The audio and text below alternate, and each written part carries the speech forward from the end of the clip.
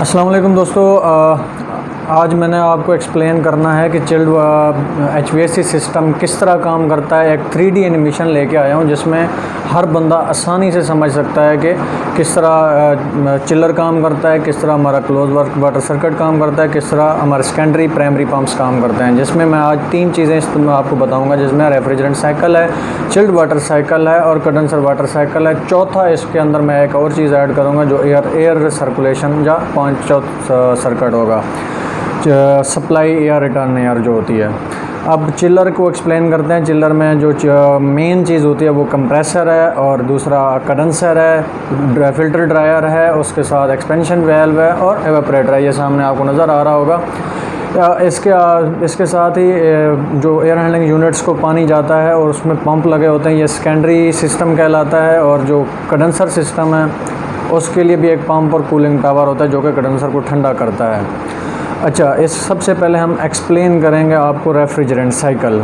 Refrigerant cycle को explain करने के लिए सबसे पहले हमने आपको कंप्रेसर पे जाना है। कंप्रेसर, कंडेंसर, एक्सपेंशन वेल्व और एवेपोरेटर, ये जो 5 चीज़ें हैं, इन्हीं के अंदर रेफ्रिजरेंट साइकिल होता है। रेफ्रिजरेंट घूमता रहता है।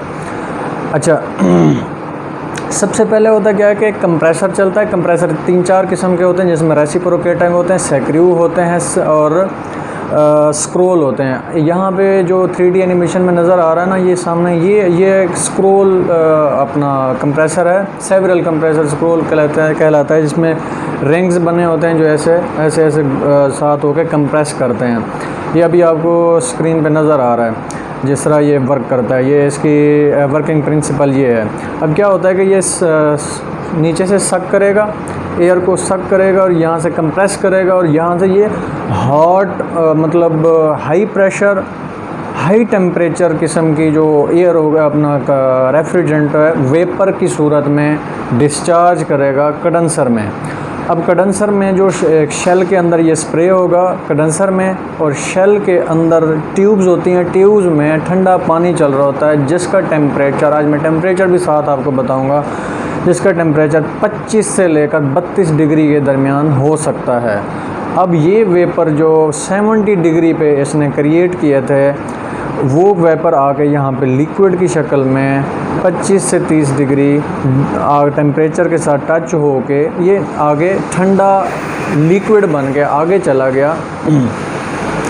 इसने अब सारा ये वर्किंग प्रिंसिपल 3D में नज़र आ रहा है आपको। अच्छा, ये लिक्विड जब जैसे ही आगे गया, इसने ड्रायर फिल्टर के अंदर जाना है। ड्रायर फिल्टर का काम क्या है कि इस लिक्विड में या इसके अंदर जो भी मॉइस्चर होगा वो उसमें से निकाल देगा। अब प्योर रेफ्रिजरेंट आगे गया, आगे एक्सपेंशन वेल्व लगा हुआ है। एक्सपेंशन वेल्व ने इसका लो प्रेशर करके एक्सपेंड किया, सस्पेंशन की, जिसमें क्या स्प्रे जैसे होता है, जैसे हम परफ्यूम वगैरह लगाते हैं ना, तो स्प्रे होता है तो वो ठंडा हो जाता है। इसका भी बिल्कुल वही फंक्शन है कि इसने आगे स्प्रे करना है, जिससे क्या होगा कि ये टेम्परेचर इसका -20 डिग्री तक चला जाता है। क्यों चला जाता है? क्योंकि R134 रेफ्रिजरेंट का बॉइलिंग पॉइंट जो है वो -26 डिग्री है। -26 डिग्री, ये मैं आपको बता रहा हूँ। अच्छा, अब क्या हो गया, इसका टेम्परेचर बॉइलिंग पॉइंट से नीचे जाना है। जब ये एक्सपेंड हुआ तो -20 डिग्री का टेम्परेचर हमें रिसीव हुआ। ये जाके इसने एवेपोरेटर में गया, एवेपोरेटर के शेल में स्प्रे हुआ। अब ये सारा इसका प्रोसेस आपको नज़र आ रहा है। ये एक्सपेंशन उसकी हो रही है रेफ्रिजरेंट की, जो पीछे से लिक्विड बन के तो आया, लेकिन इसका टेम्परेचर मज़ीद कूल हुआ। आप इसका कलर भी देख सकते हैं, बिल्कुल ब्लू हो गया। अब ये जा रहा है किसमें? एवेपोरेटर में, जो कि हमारा चिल्ड वाटर क्लोज सर्किट को ठंडा करेगा। एवेपोरेटर के ट्यूब्स के अंदर पानी सर्कुलेट कर रहा है, रिटर्न और सप्लाई, यानी बिल्डिंग से रिटर्न आया और सेकेंडरी पंप ने उसे सप्लाई कर दिया। अब इसमें 2 पंप्स होते हैं, जो चिल्लर की तरफ पानी आ रहा है, अगर इसमें देखें तो उसमें प्राइमरी पंप्स भी लगते हैं। ये जहाँ जो बड़ा सर्किट होता है वहाँ प्राइमरी पंप लगाए जाते हैं, जो छोटे सर्किट्स होते हैं उसमें नहीं लगाए जाते। अब इसमें क्या हुआ कि हाई प्रेशर गैस जो उसने लो प्रेशर करके दी थी, इसके साथ टच हुई। टच होने के बाद क्या हुआ कि इसके अंदर जो -20 डिग्री का पानी -20 डिग्री का जो लिक्विड था उसने आके इसके अंदर स्प्रे किया और पानी के साथ टच होने के बाद उस पानी को 5 से 6 डिग्री तक ठंडा किया और ये चला गया एयर हैंडलिंग यूनिट्स की तरफ। अब एयर हैंडलिंग यूनिट्स को सेकेंडरी पंप ने भेजा पानी सर्कुलेशन की। आगे ये आपको नज़र आ रहा है इस वक्त ब्लोअर है, ये किसी भी एयर हैंडलिंग यूनिट का। इसमें 2-3 किस्म के होते हैं, ये पुली वाला भी हो, जैसे इसमें बेल्ट और पुली नज़र आ रही है। जो दूसरे होते हैं कुछ वो डायरेक्ट कपलिंग भी होती हैं, उसमें प्लग फ़ैन भी लगाए जाते हैं, सेंट्रीफ्यूगल फ़ैन भी लगाए जाते हैं। ये डिफरेंट एज़ पर रिक्वायरमेंट है। अच्छा, अब क्या होता है कि पंप ने चलना है, सेकेंडरी पंप ने आप एक्सप्लेन करना था। मोहम्मद उस्मान ने पूछा था प्राइमरी सेकेंडरी पंप्स क्या होते हैं। सेकेंडरी पंप चिल्लर से पानी लेकर एयर हैंडलिंग यूनिट्स तक पहुंचा देता है। सर्किट अगर बड़ा है तो पीछे पंप प्राइमरी लगाए जाते हैं जो कि एयर हैंडलिंग यूनिट से पानी लेकर चिल्लर को देते हैं। ये प्राइमरी पंप्स होते हैं। अब जो स्क्रीन पे आपको नज़र आ रहा है कि कोयल के अंदर पानी ने सर्कुलेट की, बाहर से हॉट एयर आई और उस कोयल के साथ टच होने के बाद एयर ठंडी हुई, ठंडी होने के बाद उसने आगे सप्लाई कर दी। पानी जो ठंडा था वहाँ से गर्म होकर वापस आया। 5 से 6 डिग्री आइडियल टेम्परेचर है। अक्सर औकात लोग 7-8 डिग्री भी भेजते हैं। रिटर्न इसका 10 से 12 डिग्री होता है। एयर हैंडलिंग यूनिट्स के वापस जो टेम्परेचर निकलना चाहिए वो 10 से 12 डिग्री हो।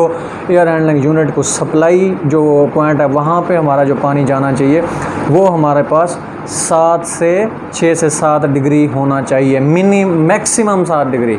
अदरवाइज़ 5-5.5 से 6 डिग्री होगा तो बहुत ज़बरदस्त एफिशिएंसी मिलेगी हमें।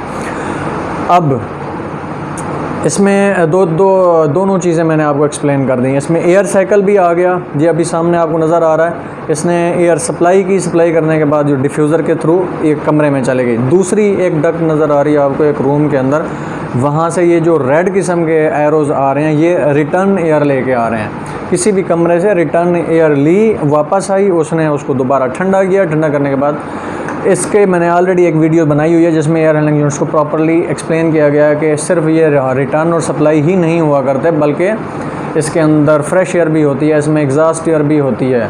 ठीक है, इस वक्त आपकी स्क्रीन पे जो नज़र आ रहा है वो आपको रिटर्न और सप्लाई 2 डक्टें नज़र आ रही होंगी, जिसमें किसी भी कमरे की हॉट एयर आती है नीचे कोयल के साथ टकराने के बाद, उसमें वो ठंडी हो जाती है। ठंडी होने के बाद फिर ब्लोअर इसको सप्लाई कर देता है किसी भी कमरे के अंदर। अच्छा, इसमें टेम्परेचर्स आपको सारे क्लियर हो गए, एयर साइकिल भी क्लियर हो गया। इस वक्त कंडेंसर साइकिल आपके सामने है, इसको हम एक्सप्लेन करते हैं।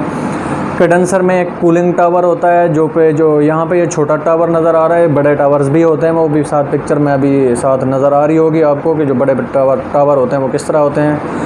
ये छोटा साइकिल जो होता है ना, जो छोटे चिल्लर एक छोटा सा लगा दिया और एक छोटा सा टावर लगा दिया छोटे सिस्टम के लिए, इस तरह का टावर होता है। बड़े टावर की जो लगाए जाते हैं वो सामने आपको नज़र आ रहे हैं।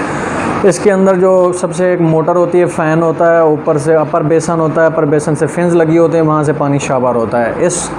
इसके अंदर एक कंडेंसर पंप लगा होता है। कंडेंसर पंप किस तरह काम करता है ये सबसे इम्पॉर्टेंट चीज़ है बताने वाली। कंडेंसर पंप हमेशा कूलिंग टावर की सक्शन पे लगाया जाता है, कूलिंग टावर की आउट पे लगाया जाता है। यानी कूलिंग टावर के लोअर बेसन से जो पानी इकट्ठा हुआ जो अभी नज़र आ रहा है ये अपर बेसन है। ये ऊपर पानी के जो दाने दाने से नज़र आ रहे हैं ये पानी के कतरे हैं जो नीचे जा रहे हैं फिन से होते हुए। नीचे से एयर आती है, एयर ने ऊपर जाना है, उसमें से जो हीट है वो निकाल के ऊपर ले जाना है। अब पंप लगाने का तरीका मैं बता रहा हूँ कि इसके जो लोअर बेसन है, लोअर बेसन से जो पानी आउट होता है इससे ठंडा होने के बाद उस पे पंप लगाया जाता है। उसने सक किया, सक करने के बाद उसने चिल्लर में भेजा, चिल्लर से सर्कुलेट होने के बाद वो पानी दोबारा इसके अपर बेसन में आया जहाँ से ये शावर और ये अपर बेसन कहलाता है ऊपर वाला। ये साथ एक आपको पिक्चर भी नज़र आ रही होगी। अपर बेसन से पानी शावर होता है नीचे देखें 2 लाइनें लगी हुई हैं, यहाँ से सक्शन पे पंप लगाया जाता है। डिस्चार्ज पे क्यों नहीं लगाया जाता मैं बताता हूँ आपको क्यों नहीं लगाया जाता। वो इसलिए नहीं लगाया जाता कि डिस्चार्ज पे अगर पंप लगाएंगे डिस्चार्ज फ्लो होगा ज़्यादा, यहाँ पे है ओपन सर्किट, ऊपर से फ्लो होगा ज़्यादा, नीचे से सक्शन कम होगी, इसलिए पानी ओवरफ्लो हो जाएगा, सारी वाटर बैलेंसिंग आउट हो जाएगी। इसलिए सक्शन पे लगाया जाता है। जितना पानी उसने खींचना है लोअर बेसन से उतना ही ऊपर फेंक देना है। है। इससे क्या होगा कि हमारी वाटर बैलेंसिंग डिस्टर्ब नहीं होगी। ये कोई भी नहीं बताता, मैं आपको क्लियरली बता रहा हूँ ये चीज़। ये बहुत ही मतलब आपके लिए ज़बरदस्त ये चीज़ें मैंने आपको एक्सप्लेन की हैं। इसमें इस वक्त आपको पूरा सर्किट भी नज़र आ रहा है कि कंडेंसर साइकिल किस तरह कनेक्टेड होते हैं, सेकेंडरी पंप किस तरह कनेक्टेड होते हैं, हमारे एयर साइकिल किस तरह काम करता है। तो ये आपके सामने मैंने सारी चीज़ें रखी हैं। अगर अब भी किसी बंदे का कोई क्वेश्चन है वो कमेंट करे, ज़रूर कमेंट करे, और इंशाअल्लाह मैं एक्सप्लेन करने की कोशिश करूँगा। किसी और टॉपिक पे वीडियो चाहिए तो वो भी आपने ज़रूर मुझे बताना है। मेरे चैनल को सब्सक्राइब करें, लाइक करें और दूसरों के साथ शेयर करें ताकि दो लोगों का फ़ायदा हो सके।